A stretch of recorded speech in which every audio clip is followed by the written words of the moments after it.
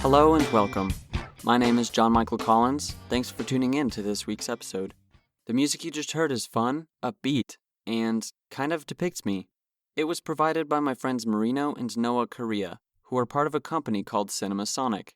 Head over to their website down in the description to find out how you could get quality audio and visual works for your next project. This ship will hopefully either set sail or come into the harbor soon. And I mean, just like the ship of, what 2020 and 2021 has collectively felt like. It's like we're all on this voyage. It's either going really great and we need to come in to just refuel, or it's either really bad and we need to come in because the ship is on fire or something. I wouldn't say it's on fire, just all the crewmates are sick because they ate too much cookie dough and then they got seasick. Can you imagine not only getting sick from cookie dough, but getting seasick on a boat after eating cookie dough? Cookie dough. It'd be kind of fun to be on a pirate ship. I was thinking about this as I was going to bed the other night, because it's kind of hard to not think about things as you go to bed. But last night was so great. It was so peaceful. Oh my gosh, and I actually wasn't thinking about this. A few nights ago, I was thinking about it. I cannot let this continue to run just a lot longer. Just me, thinking and talking, saying what... Why can't I? Who's telling me that I can't? Voice inside my head, let's sit down and talk. I know you're probably trying to protect me to keep me on track. But you need to know that it's somewhat important to just, explore your mind and just, talk a whole bunch, even if it doesn't make sense. I forgive you for wanting to keep me on track. But I've got this, okay? I've got this. I love you. And let's have fun. Okay? Let's do this, dude. If you are just joining, this podcast is a personal and therapeutic tool I call a vocal diary. It's a space for me to process thoughts, explore stories, and post them for those who might be interested, hopefully inspiring someone. I'm not doing this for any type of social gain or to be a better human. Episodes 1 and 2 talk about who I am, so please give them a listen if you haven't. A quick disclosure that going on tangents may or may not be involved. This show is conversationally true to how I speak. A quick shout out to edccrate.com and everybody involved in that website. You're awesome. I bought some of their cologne about maybe a month ago now. The last time I really loved wearing cologne was in high school. I thought it was really cool how this cologne is a little different than this guy's top 20 favorite colognes, or a lot of them. He's just give me something different. So that's really cool, and I'm honored to have that bottle in my possession. It's a rollerball cologne. If you think about normal cologne, how it sprays, how many of those particulates are you actually, getting on you? When in reality, you can have them all, 100% guaranteed to be rolled on you. That's amazing. And the smell lasts for a nice long time. And I think as you wear it, it starts to get, sweeter and tastier. Which is dangerous because every time I wear it and wore my other cologne that I used to always wear all the time, it would make me really hungry for food. So here we go. To when you want everything now. I think this is probably I was going to say every day. Let's take the example of getting credentialed to be a Georgia resident. You move to a new state, August of 2020, from Washington to Georgia. And it's kind of like when you show up at the border how, you get there, you show them your documents, and then you're in. And you may have to wait in line for a while, but once you're in, you're in. And, there's no more having to, okay, I guess if you're gonna become a resident, then you have to, register, but it's kind of the same idea. So I had to register to vote, and I had to register my vehicle. I registered to vote, right away, because everyone was like, you need to register as soon as you get there. Because, election 2020 was a very momentous time in all of our lives. Even 2021 is a very momentous time in our lives, and every year will be momentous. Every year is more momentous than the last one. When I moved here, you want everything done right away, and that's also part of the ideology of you can have whatever you want when you want. So I want this now. George has taught me a lot that dude, you need to be patient, okay? You're going to register to vote, but it's going to take 3 weeks. Or you want to register your vehicle? Well, you're going to have to put these things on your car called catalytic converters because you don't actually have them. And your car won't legally pass an emissions test without them. Whereas when you were in Washington, they didn't care if you had them or not. Okay, they probably did, but they didn't require it. So it's what's that even mean? You get the catalytic converters, and then you get them installed on your car the next day. And then you wait a week to go to get your emissions test because you just, procrastinate. And then what we're kind of seeing is how much do you want stuff now? Do you need it right now? And then after you get your emissions tested, you go to the place to register your vehicle, but they're closed. They closed unexpectedly. And then, so you go the next day to the same place and they're closed. And then so you go to the different location that's 5 miles north. You give them your documentation and they say, we can't accept this. Then you get slightly different documentation that is also legal. And they say, we can't accept this. And so you get a third set of documentation. Fortunately, this is all within the same half hour. And 2 minutes before they close, you finally get the green light and they process your paperwork. And I'm also to blame because, I could have had my stuff in order before I got there.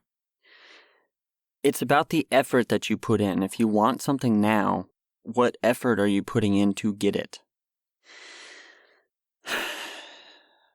Another example would be, I want to go to the grocery store. I have been really, really wanting curry powder and chili powder to season my food with, and I went to the grocery store, and it turns out I forgot to put them on my list.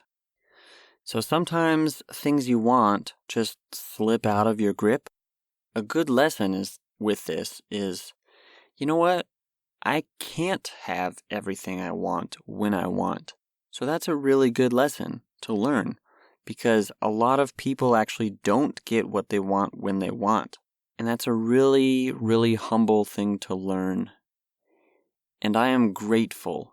I am so, so grateful now to live in the state of Georgia, where it takes longer than preferred to do things, to get things done, to learn patience. Because, people say patience is a virtue. What is a virtue? I think a virtue is, let's look it up. Virtue, virtue, virtue, virtue, virtue. The action or practice of publicly expressing opinions or sentiments intended to demonstrate one's good character or the moral correctness of one's position on a particular issue. Oh, that's virtue signaling. Okay, virtue. Behavior showing high moral standards. So patience is a behavior showing high moral standards. Oh, goodness, if there's anything I can think about patience, this just popped into my head. The Bible talks about the return of Jesus being soon. Soon. Soon. People throughout the Bible, they lived their whole lifetime being patient because God told them that they would enter the promised land or be granted a blessing. And they went their whole lives. But then generations later, that thing actually came to pass. But their faith is what allowed them to be patient. So was it really hard for me to be patient with all these things that have happened? Trying to get done? Yes, so patient. But if I'm going to get angry and mad and bitter, that's not going to speed it up anymore. That's just going to work against me, probably. Most likely. And another thought with that is how patient God is with us.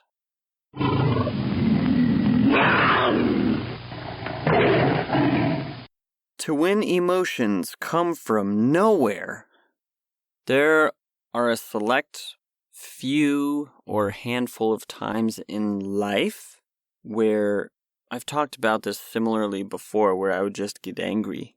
And one time I got so angry that I hurt myself. It's like that comes from nowhere. No, it comes from somewhere.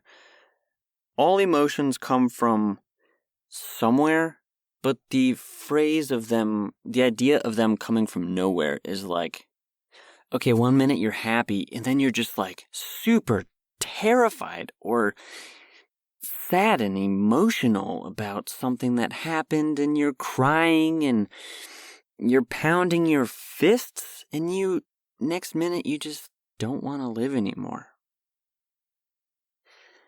That happened to me. It's like, okay, now I'm learning a bunch, but to apply it is another story. Just learning a bunch about, I'm angry or I'm sad.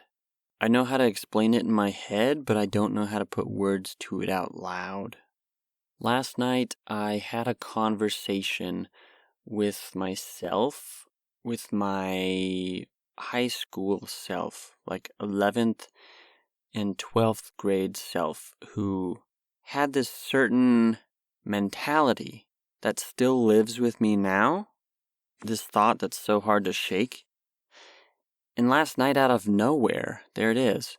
I'm just saying, hey, these things that you're thinking about, might I suggest that you think about them no more? And I felt this huge sense of peace because I told myself that I love you and I forgive you. But there are better things than thinking about this. If you've ever played The Sims, last episode I talked about to when you play computer games. And The Sims is such an amazing game. And I played it maybe 5 or 6 years ago, and I'm like, this is exactly like real life. Because when you're depressed, you don't want to do anything. You have no motivation to do anything. So what things can you do to not be depressed so you can actually progress and work on your skills? One thing I like to say that helps with that is therapy. Therapy is like a journal, but it's like a live journal where someone's actually talking back to you and giving you feedback. You know when you're playing baseball, and the pitcher's holding the ball, and the next thing you know, you're swinging the bat to hit the ball.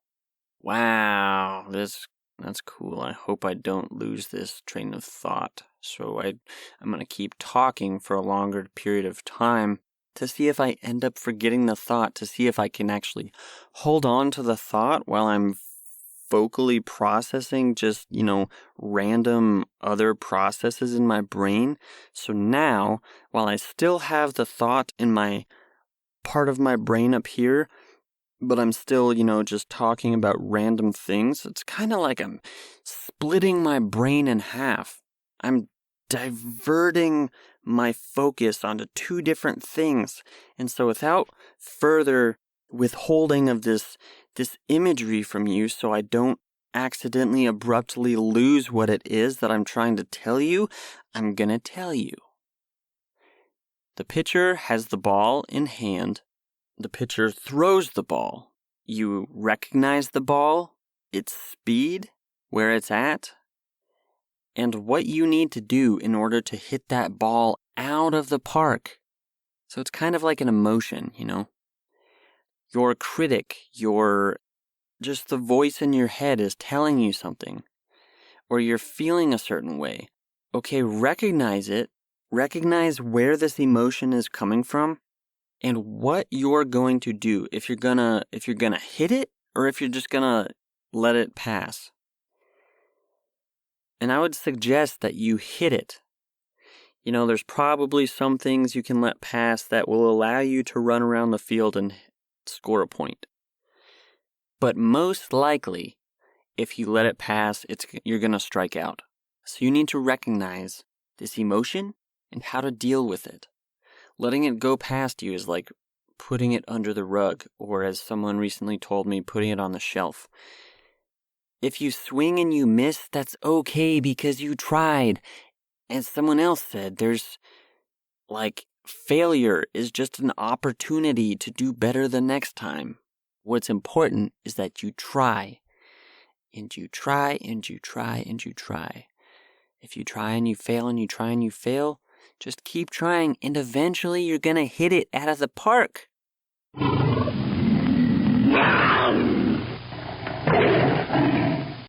To win fireworks are especially dangerous.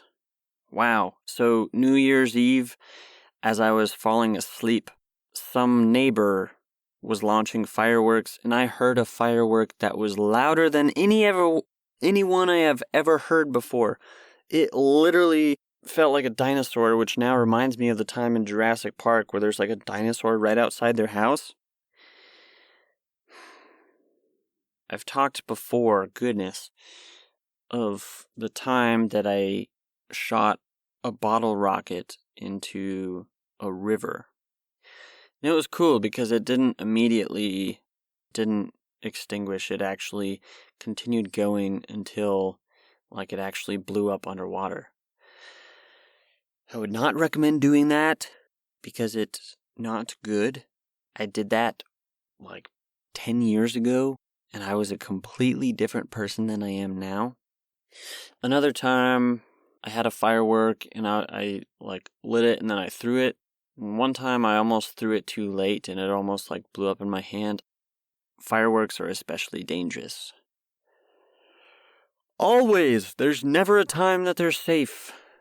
But if you're just storing them in a building, there's the possibility of them accidentally, without notice, just igniting and setting off a chain reaction and explosion that's not exactly pretty like it is on New Year's Eve or 4th of July or whenever you set off fireworks. And it's probably not as organized, but it is very, very dangerous.